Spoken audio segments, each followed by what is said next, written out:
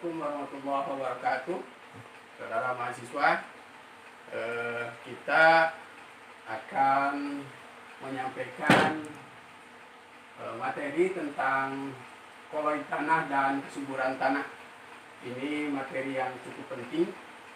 Sebelum saya sampaikan isi daripada kuliah ini, saya ingin menjelaskan dulu tujuan instruksionalnya. Yang pertama, menjelaskan pengertian koloid. Mahasiswa diharapkan yang kedua mampu mengklasifikasikan koloid tanah. Kemudian yang ketiga, membedakan karakteristik berbagai koloid tanah. Dan yang keempat, menguraikan peran koloid tanah dalam kesuburan tanah. Nah, jadi sebelumnya mari kita lihat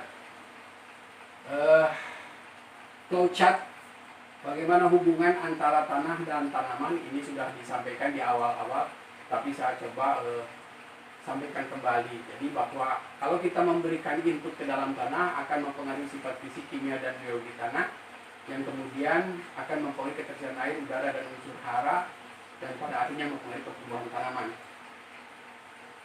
Jadi apa itu koloid tanah? Koloid adalah, jadi sebelum koloid tanah, pengertian koloid dulu. Koloid adalah partikel berukuran kurang dari 1 mikron sampai berukuran mendekati ukuran molekul.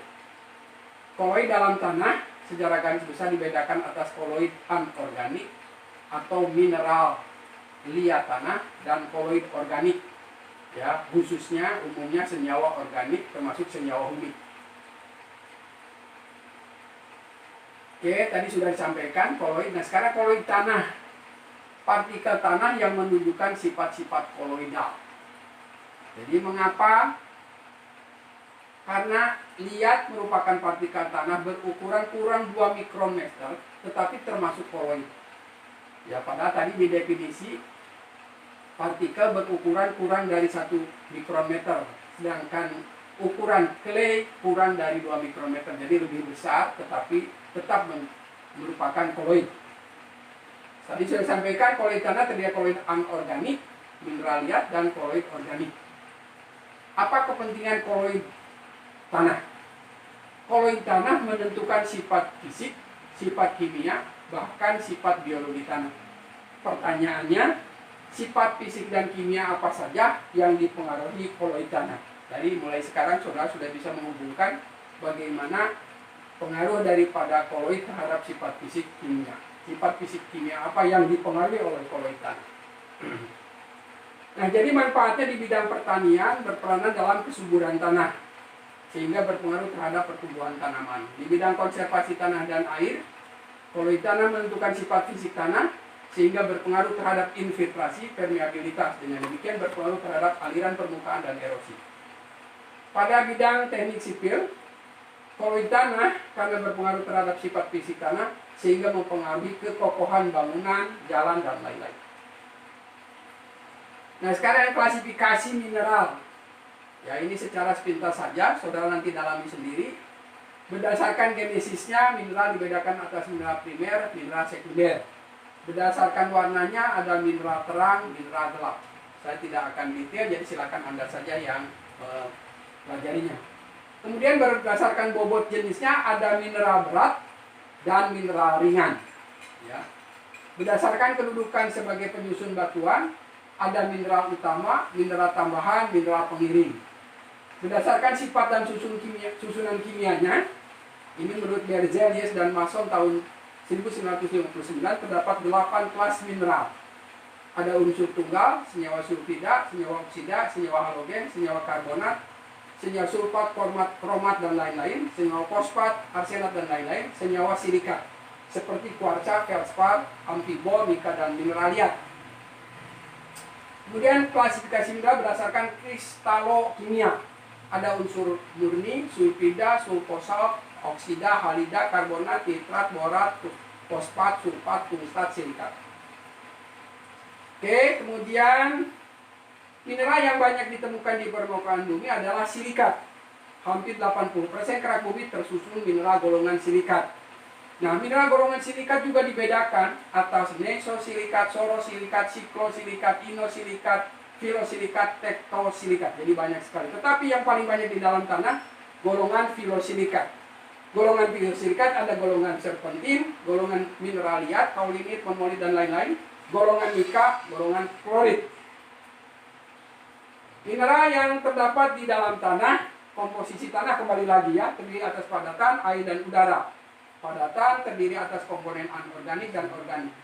Nah, komponen anorganik di dalamnya ada mineraliat yang kemudian dibedakan atas mineral kristalin dan mineral non kristalin. Ya, baik. Pengelompokan tersebut berkaitan erat dengan sifat dan ciri tanah. Tanah kaya mineral primer berarti tanah belum mengalami pelapukan lanjut, demikian sebaliknya. Tanah kaya mineral gerak berarti tanah ini mudah mengalami pelapukan, demikian sebaliknya.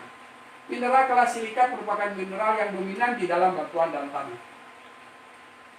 Nah, ini kita coba menjelaskan struktur dasar mineraliat atau clay. Nah, ini coba Anda pahami betul ya, ini penting sekali kita tahu struktur dasar mineraliat. Jadi mineraliat itu memiliki struktur dasar yang pertama Si tetrahedra. Si tetrahedra. Jadi silikon yang berikatan dengan 4 atom oksigen membentuk 4 bidang. Kemudian struktur yang lain, dasar yang lain adalah Al oktahedra. Aluminium yang kemudian berikatan dengan oksigen, 6 oksigen membentuk 8 bidang. Okta 8 bidang. Nah, ini bentuk lain ya, model lain daripada silikat. Nah, kemudian antara satu unit struktur dasar dari silikat ya, terjadi pertautan dengan silikat tetrahedra yang lain. Sehingga ini akan membentuk lembar. Ya, jadi lembar silikat atau lembar Si tetrahedra. Silikat tetrahedra. Nah, kemudian ini yang aluminium. Jadi aluminium berikatan dengan 6 OH ya. Nah, sehingga disebut dengan aluminium Al oktahedra. Nah, antara satu struktur dasar Al oktahedra berikatan dengan Al oktahedra yang lain membentuk lembar Al oktahedra. Ini gambarnya seperti ini. Jadi ini perhatikan betul ya bagaimana di permukaan-permukaannya. Baik. Nah, antara lembar Si tetrahedra kemudian berikatan dengan lembar Al oktahedra. Nah, kemudian sehingga membentuk lapisan. Antar lapis ini kemudian berikatan dengan lapisan yang lain sehingga membentuk mineral yang disebut dengan mineral tipe 11. Di mana yang dimaksud dengan mineral tipe 11 terdiri dari satu lembar Si tetrahedra dan satu lembar Al oktahedra. Nah, kemudian ini yang struktur mineraliat tipe 21. Artinya terdiri dari 2 lembar. Ya, coba kalau Anda perhatikan di sini ada 2 lembar Si tetrahedra dan mengapit 1 lembar Al oktahedra. Oke, sebelum kita lanjutkan, kita coba diskusi dulu tentang genesis mineraliat. Jadi pembentukan mineraliat itu yang pertama melalui proses rekristalisasi. Ya, mineral primer mengalami pelapukan sehingga dihasilkan senyawa-senyawa terlarut, kemudian mengalami resintesis. Kemudian penggabungan bahan amorf koloidal, contohnya pembentukan alopan dan imokolit. Kemudian transformasi atau alterasi, perubahan dari bahan mineral bukan filosilikat mengalami perombakan sehingga struktur asalnya berubah menjadi mineral filosilikat. Contohnya plagioklas mengalami alterasi menjadi mineraliat. Yang berikutnya melalui transformasi lapisan. Lapisan dari suatu mineral mengalami perubahan sehingga menjadi mineral baru. Contohnya perubahan mika menjadi vermikulit. Struktur asal Al-Si terhidrat masih ada. Contoh lain transformasi mononilonit menjadi kaulinit. Baik. Proses genesis mineraliat ini menarik dalam satu gambar berikut ini ya. Jadi ada skema yang sangat menarik ini. Ini perlu dipelajari dengan seksama. Jadi primary aluminosilikat ini yang berada di dalam batuan, terdiri atas mineral-mineral yang kaya dengan kalium, ada yang kaya magnesium, kalsium, natrium, besi, ya, sehingga ada mikrolin, yaka, felspar, muskopit, mika, biotit, klorid primer, kemudian felspar, Na, augit, hornblende, dan lain-lain. Nah, kemudian mengalami pelapukan, ya, sehingga kehilangan kaliumnya. Jadi kalau mikrolin, felspar kehilangan kalium membentuk ilit. Kemudian muskopit kehilangan kalium membentuk vermikulit. Kemudian primary klorid kehilangan magnesium menjadi vermikulit. Primary klorid kehilangan kalium menjadi klorid. Demikian juga seterusnya. Apabila klorid kehilangan magnesiumnya maka menjadi vermikulit. Sedangkan ilit jika kehilangan kalium menjadi vermikulit. Kemudian vermikulit jika kehilangan magnesium maka menjadi monomerilonit. Bisa juga klorid yang kehilangan magnesium kemudian menjadi monomerilonit. Sebaliknya jika monomerilonit karena pemupukan kalium yang sangat intensif bisa balik menjadi ilit. Kemudian ilit jika kehilangan kalium menjadi monomerilonit. Nah, ini perubahan-perubahan, ya, menjadi mineral sekunder monomerilonit. Kemudian monomerilonit dengan bertambahnya waktu dengan suhu dan pencucian dapat berubah menjadi kaulinit. Tetapi dari mineral yang ada di batuan karena suhu, waktu, dan pencucian juga dapat berubah menjadi monomerilonit. Kemudian dengan pencucian basa-basa yang cepat berubah menjadi kaulinit, ya. Kemudian kaulinit ini juga kemudian bisa berubah dengan suhu yang sangat tinggi, iklim yang basah, kehilangan Si, sehingga kemudian kaulinit berubah menjadi oksida, ya. Jadi kenapa tanah-tanah kita dikatakan tidak subur? Karena tanah-tanah kita didominasi oleh mineral-mineral tipe 1,1 dan tipe oksida dan hidroksida, yang menunjukkan tanah kita sebetulnya tanah sudah berkembang lanjut. Ini saya kira mohon ini dipahami dengan sebaik-baiknya agar Anda memahami tentang mineral dilihat kita.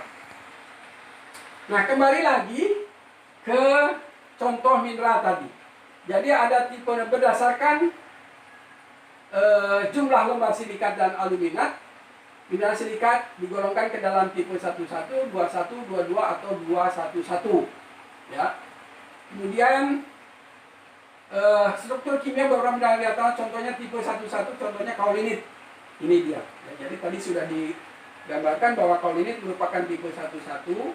Dalam satu lapisnya terdiri atas satu lembar Si tetrahedra dan satu lembar Al oktahedra. Kemudian antar lapis tergabung. Nah, ini penting diperhatikan bahwa AlOH kemudian berikatan dengan O sehingga ikatan menjadi ikatan hidrogen. Itulah yang menyebabkan kenapa kaulinit tidak mengembang dan mengkerut. Waktu kita belajar dasar-dasar ilmu tanah sudah disampaikan bahwa kaulinit merupakan mineral yang tidak mengembang dan tidak mengerut. Dan ini kemudian berdampak kepada luas permukaan spesifiknya, berdampak pada kapasitas tukar kationnya. Kemudian ini struktur kaulinit ya di dalam bentuk yang lain. Ini disampaikan oleh Green tahun 62. Jadi nampak yang warnanya biru ini oksigen, sedangkan yang warnanya hijau ini OH. Itulah yang menyebabkan terjadinya ikatan hidrogen, sehingga tidak membentuk ruang antar lapis dan akibatnya tidak bisa mengembang dan mengkerut. Nah, ini gambaran yang lain yang menunjukkan adanya ikatan hidrogen untuk mempermudah saja gambar ini sebenarnya. Kemudian yang berikutnya adalah tipe 21, contohnya monomerilonit. Jadi 21 dua Si tetrahedra mengapit satu lembar Al oktahedra. Ini gambarnya.